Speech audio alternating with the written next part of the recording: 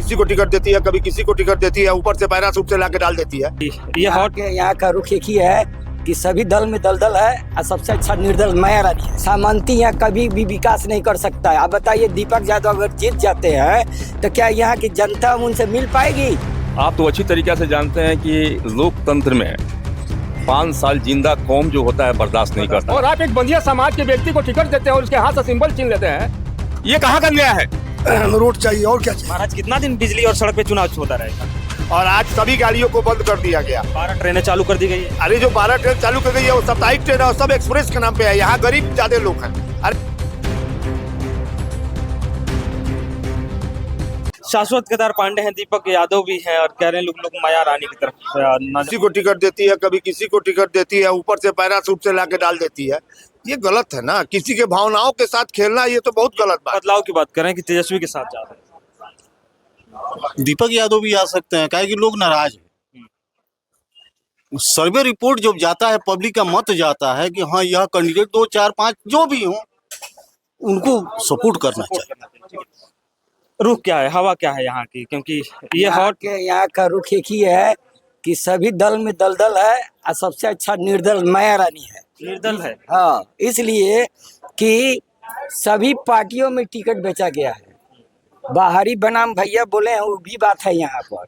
सामंती यहाँ कभी भी विकास नहीं कर सकता है। आप बताइए, दीपक यादव अगर जीत जाते हैं तो क्या यहाँ की जनता उनसे मिल पाएगी?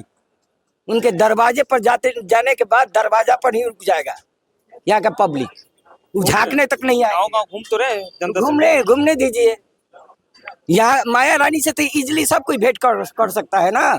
और जब सभी पार्टियां टिकट बेची है, अब यहाँ देखिए एगो बैकवर्ड की थी महिला। बीजेपी का एक मतलब गढ़ माना जाता है, कहते बड़ी अच्छी पकड़ है यहाँ पे, फिर आप लोग कह रहे हैं नाराज। देखिए, एक्चुअली में सत्य बात है कि बीजेपी का गढ़ है, लेकिन आप तो अच्छी तरीके से जानते हैं कि लोकतंत्र में 5 साल जिंदा कौम जो होता है बर्दाश्त नहीं करता है।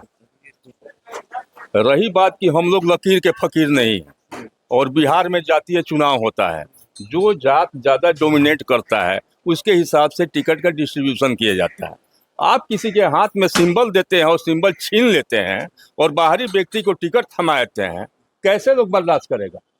यहाँ नरकटियागंज की जनता पूरी आक्रोश में है और वो कतई बर्दाश्त के रूप में नहीं है। संजय पांडे जी तो बीजेपी के है ना, तो आप चेहरा तो मोदी का ही है। बीजेपी के होने का मतलब क्या है? यहाँ विकास बनाम जातीय चुनाव होता है, विकास का मुद्दा गौड़ है और सवाल यह है कि सत्य यही है। यहाँ बनिया व्यवसायी समाज का व्यक्ति जो है अग्रणी है, वो आगे है, पॉपुलेशन में आगे है, और आप एक बनिया समाज के व्यक्ति को टिकट देते हैं और उसके हाथ से सिंबल छीन लेते हैं, ये कहाँ का न्याय है? विकास की बात किए थे, नरकटियागंज में विकास हुआ है? बहुत हुआ। क्या हुआ है? बहुत। क्या मतलब बहुत में क्या हुआ है? रोड, सड़क और बिजली से अलग हटके। यही ना चाहिए हम लोग को। रोड चाहिए, बिजली चाहिए, विकास चाहिए, रोड चाहिए और क्या चाहिए। महाराज कितना दिन बिजली और सड़क पे चुनाव होता रहेगा? तो यही तो चुनाव अच्छा ना है। यही चुनाव अच्छा है। हाँ, अस्पताल के बारे में बताइए। अस्पताल अच्छा है आपका यहाँ का? है ये। ठीक है भैया, क्या हाल है? ठीक है, नरकटियागंज का क्या हाल है? सब ठीक है। अस्पताल में हाँ, उसमें कमी है। कमी है ना? और एजुकेशन में पढ़ाई वो भी सब कमी है। क्या हुआ?